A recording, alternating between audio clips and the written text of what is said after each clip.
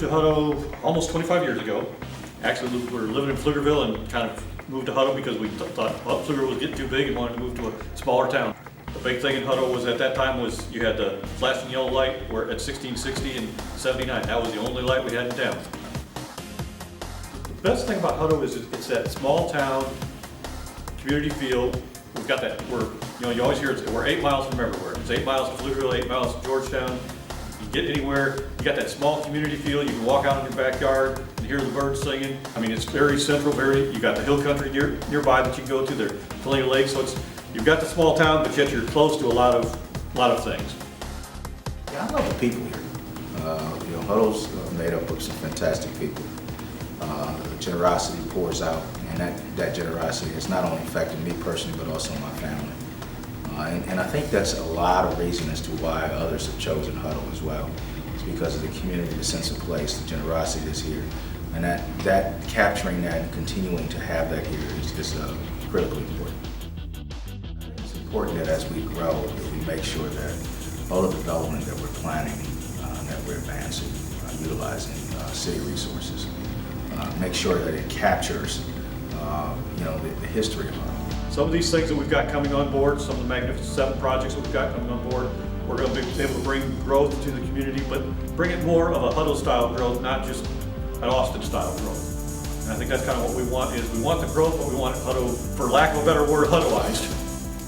We got a young population with young families and the like, and they really want things where they can entertain themselves here, a place where they can work, live, and play. Whether you like it or not, Hutto is going to be a 40 or 50,000 population city. The Magnificent 7 gives us the building blocks for that future. Magnificent 7, it includes, obviously acquiring the water system so that we can control our future.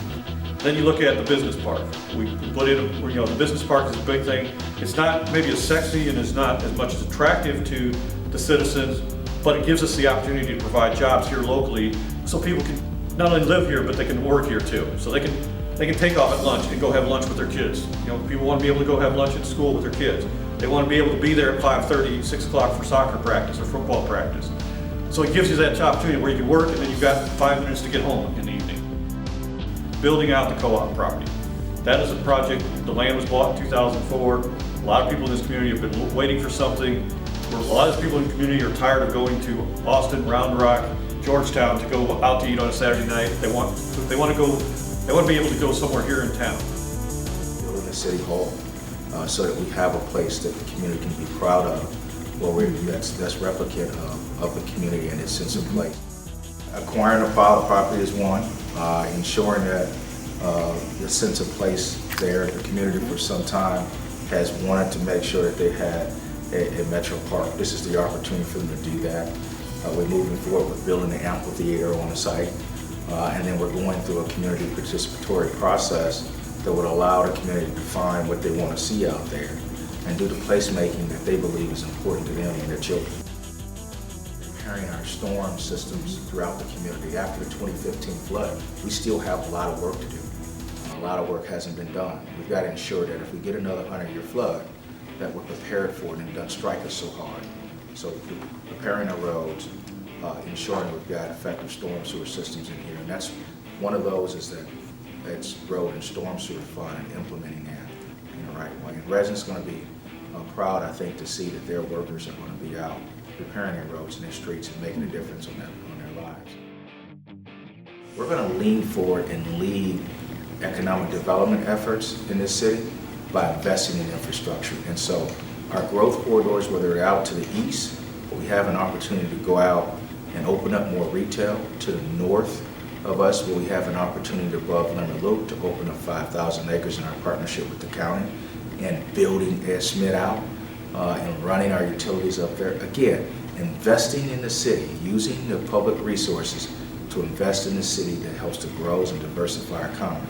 And that's what the growth corridor strategy is all about. The City Council landed on 07 because they thought that those things could shape the future for decades to come. Change can be tough, and growth is upon us. And when you look to the east, west, north, and south, some of the communities that we're abutted to are running out of land, so that growth is coming here. We have to manage that growth in a way that meets our goals. And the City Council has identified a clear strategy for us to be able to do that effectively. And so work with us. Let's make sure that they're reflective of the needs and values of the community. And let's get things done that helps to balance our economy and enhance the quality of life here that the people of Hutto has been proud of for decades.